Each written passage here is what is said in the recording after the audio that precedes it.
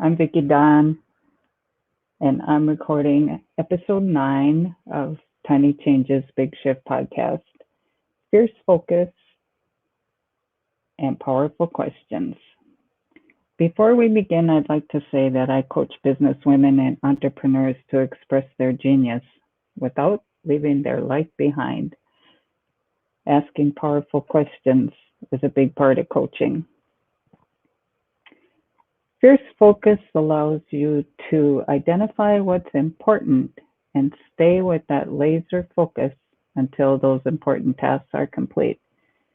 You might be saying, my job is chaotic. My boss interrupts me all day, constantly. I'm distracted to solve other people's problems.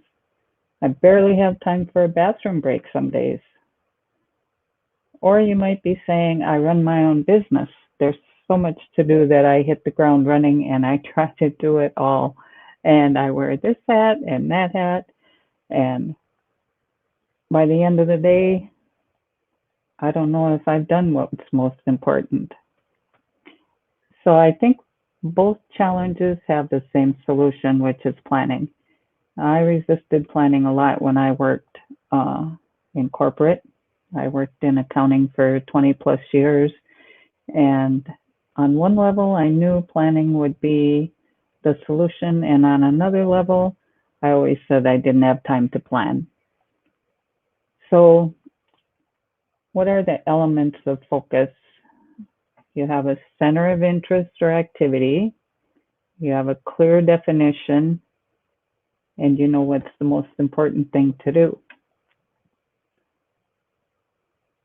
If I have a plan, then I've defined my priorities to center my attention on.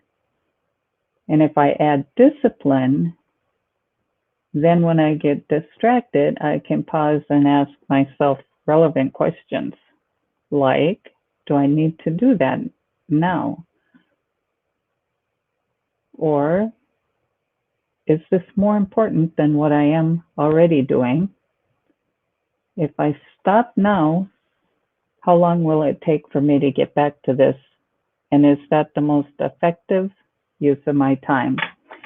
If you start thinking in terms of effective use of your time, connected to your priorities and what's most important for you to do, you might feel a lot more control and power in your life. So much of our life is a habit or a routine that we've kind of gotten used to, and we just kind of let things unfold as they always have without interruption. So my goal is to have you interrupt those routines, stay focused, and experience increased self-esteem and achievement. We know this is true, but it so bears repeating here. People treat us the way we've taught them. So if you're distracted all day, step back and ask yourself, what do you want to be distracted from because you're allowing it? And what's in it for you? What do you get by letting yourself be distracted? Start asking yourself that question and letting the answers come up. It's different for different people. Sometimes there are experiences and things from your past that you don't want to think about, so you get in the habit of being distracted from yourself, or you're afraid that you really aren't worthwhile or valuable, so if you're distracted and busy, you can cover that up. So ask yourself the question, be present, be there, let it surface. And the other thing to keep in mind as you start to ask these questions, as you start to shift from just letting life unfold to stopping and being present and being focused, it takes time. It takes persistent effort. It takes connection to what you want in your life, and it takes patience. So when I use my vision to both develop my plan And when I experience distractions, it gives me another lens to come from. My personal vision is to live in a vibrant world filled with love, joy, and freedom. So, what that means to me is a vibrant world is one filled with color and energy, and love is caring, deep caring about myself and about people in my life. Joy is about more than happiness. Happiness can come and go depending on if I have what I want, basically, right? And freedom for me, freedom is freedom from self limiting beliefs, freedom from habits, from routines, freedom to be present, live in this moment, and experience something new. The, the freedom to experience something new. So a distraction for me would be losing a couple hours during my workday. I am my own boss, so I can set my own schedule, and I could lose a couple hours on social media. And my vision is to experience freedom. So I can use my vision to ask if I take 2 hours to go on social media instead of create the content for my newsletter, will I experience the freedom I want? So it helps me stay connected to what's important to me, and feeling fulfilled is by experiencing what's important to me. I can accomplish what I say I want to accomplish when I'm focused, not when my boss lets me, not when my family doesn't take all my time, when I'm focused, when I'm present. So the other part of that is fierce focus and powerful question. So what's the difference between a powerful question and just a question? Simply said, a powerful question requires significant thought, and it creates a new place of thinking, a new place to come from. For example, you have a demanding schedule, and often you ask yourself, why do I feel so stressed? A powerful question might be, what can I do to feel less stressed? The first question, why do I feel so stressed, implies I'm not responsible. It's just life. I can't do anything different. And it looks for circumstances to blame, people, places, and things outside myself. It's my job. It's my boss. It's my kids and their schedule. The second question, what can I do to feel less stressed, implies there is a solution, and it opens the door to create something new. It also implies ownership and neutrality, two places to come from in life that make the difference between feeling like a victim or feeling like you have ownership and empowerment. And we all want empowerment in life, don't we? I know I sure do. Another example where you can use powerful questions and how you can use them, I guess, is you're invited to sit on a board of directors. You could ask, why should I take that on? And list the pros and cons. We all do that, right? We list the pros on one side, the cons on the other. We try to balance them out and decide what's the best use of our time. A more powerful question would be, how would my life change if I take that on? How would my life change? Your immediate answer might be, I'd feel fulfilled because I believe in the mission of that board, and it would open up new opportunities and relationships for me. So yes, I want to do that.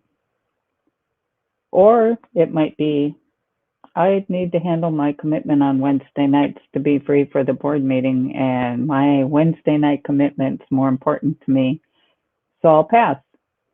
But whatever comes up for you, it allows a fresh perspective based on what would change in my life.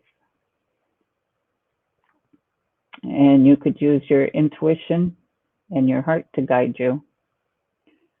How would my life change if is a powerful question that you can use to create a vision for yourself.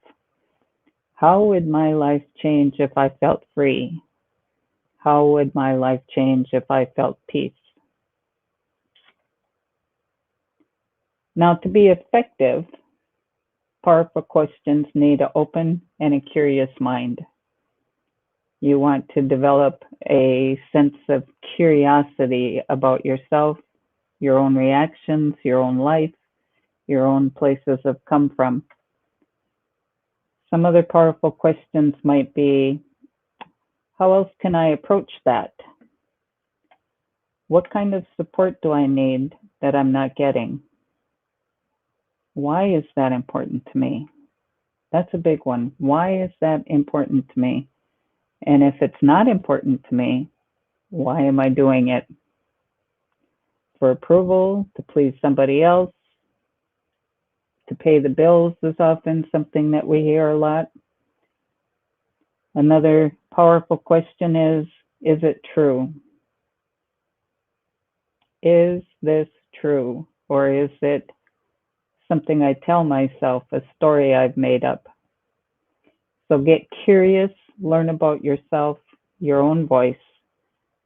It'll help you feel empowered to express your voice, to be connected to what matters to you. If you stop and ask yourself powerful questions during your day, it might help to have a journal to start with. Jot down observations, keep a notebook at your desk. Explore your inner voice can become a fascinating journey because you're getting to know you. And don't stop just at the surface with the same old lines. Pausing can help you let something deeper come forward. For example, you hang up after a discussion with your boss and you notice you feel defensive. You know, defensive. It makes you feel kind of like I want to blame somebody. Your surface thoughts, your same old thinking might be, she doesn't understand anything. She always expects me to say yes to any request she has. She doesn't check if I have time. She doesn't ask me if I have time. So at that moment, pause, reflect, let what's under the surface come up. There's probably another discussion going on down there, and it's probably related to your personal security. If I tell her I can't take that on, she'll think I'm not good enough, and I may lose my job. That defensiveness can lead to people pleasing, where you agree to do it, and then you feel resentful and not valued. So instead, ask yourself, what would be the most loving response? Not necessarily just loving to her, and we don't often think of loving in terms of work, but start to cultivate that love for your job, for yourself, for your work. But it's what's the most loving response for me? And are there options? Can you ask her questions? How can you be clear about what's on your list and how that request is going to stretch you without sounding resistant? For example, can you say, this project is important and I'd love to say yes. Can you help me prioritize my work so that it all gets done in excellence? Here's what's on my plate, XYZ. Can you support me by being a sounding board to nail down timelines so I can meet the deadline? How can she say no? If she does say, figure it out and get it done, two things. One, you've taught her that it's okay to treat you that way, so it may take time, patience, and consistent effort on your part to change that and create something new. And two, some situations have become too far gone to change, and you may need to make a decision. But give it time, consistent effort, and take the risk. No one can create the life you want except you. Maybe you don't see yourself able to respond that way. That just feels forced a little insincere and not you, and that's okay. Say, I can't do that yet. Always add yet, because you may surprise yourself what you're able to do when you start putting in place the little things that lead to a big change like that. You may find yourself saying exactly something like that one day and blow yourself away. So, tips for today: create a plan, a weekly plan, a daily plan. Let your plan guide your actions. Use focus. Interrupt yourself with questions when you're tempted by distraction, either by your own distraction or somebody else. If you haven't, create your personal vision.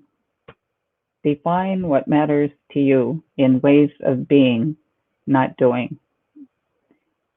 And if you have a personal vision, use it to stay focused on what matters to you. Create your life. Ask powerful questions to get to know yourself and find out how fascinating you are. This is a big one for me. Get support. Talking to a friend or a coach is valuable.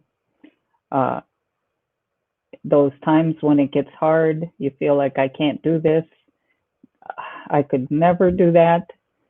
Getting that support can really make the difference for you. Create a community of people that you can connect to. And finally, try something new. Experiment. Start in small ways, and they will add up over time, and you'll be surprised and you'll be amazed. That's what I want for you. I want you to be amazed at your own life and how you feel about it.